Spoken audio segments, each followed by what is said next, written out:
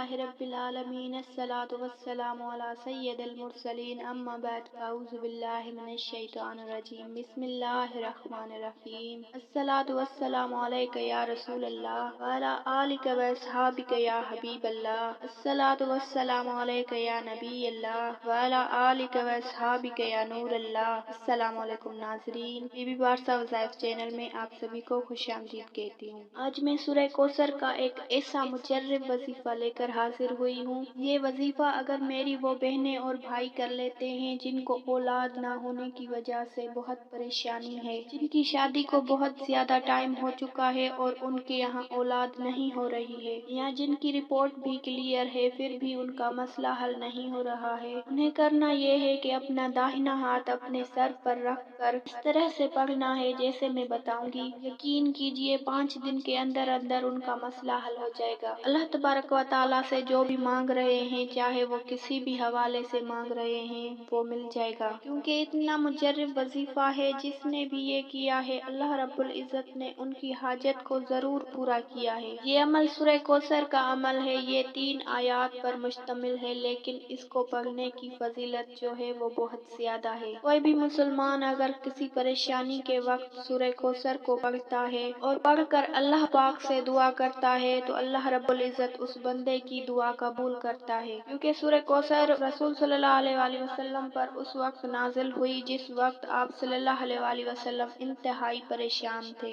رنج و غم میں تھے۔ اللہ تبارک و تعالیٰ نے آپ صلی اللہ علیہ وآلہ وسلم کو تسلی دینے کے لیے آپ صلی اللہ علیہ وآلہ وسلم پر سورہ کوثر کو نازل کیا اور آپ کو حکم دیا کہ آپ اپنے رب کے لیے نماز پڑھیں اور قربانی دیجیے، بے شک آپ کے جو دشمن ہیں ان کا نام و نشان مٹ جائے گا۔ سورہ کوثر کو اگر کوئی کسی بھی مصیبت کے وقت پڑھتا ہے، کسی بھی پریشانی کے وقت پڑھتا ہے تو اللہ تبارک و تعالیٰ اس بندے کی دعا کو ضرور سنتے ہیں، جو بھی وہ مانگتا ہے اس کو وہ مل جاتا ہے۔ آپ اس کو کسی بھی نماز کے بعد کر سکتے ہو، آپ نے جائے نماز پر بیٹھ کر اس عمل کو کرنا ہے۔ آپ نے ایک تسبیح 100 دانوں والی درود پاک پڑھنی ہے۔ درود پاک آپ کو جو بھی آتا ہو وہ آپ پڑھ سکتے ہیں، چاہے آپ کوئی سا بھی درود پاک پڑھیں۔ ایک تسبیح 100 دانوں والی پڑھنے کے بعد آپ کو اپنا داہنا ہاتھ اپنے سر پر رکھنا ہے اور سورہ کوثر کو 41 مرتبہ پڑھنا ہے بسم اللہ شریف کے ساتھ، اور پڑھ کر پھر آپ نے اللہ تبارک و تعالیٰ کا یہ نام یا وہاب یعنی اے بہت زیادہ عطا کرنے والی ذات، اللہ رب العزت کے نام کو آپ نے 33 مرتبہ پڑھنا ہے اور پڑھ کر اللہ پاک سے دعا کرنی ہے، اے میرے پاک اللہ، اس عمل کو کرنے کی بدولت سے اور حضور نبی پاک صلی اللہ علیہ وآلہ وسلم کے وسیلے سے اللہ پاک مجھے جلدی صاحب اولاد کر دے اور میرے جسم کے اندر جو بھی بیماری ہے اللہ پاک اس کو دور کر دے۔ یہ عمل کر کے دعا کرنے کے بعد آپ نے اپنے پورے جسم پر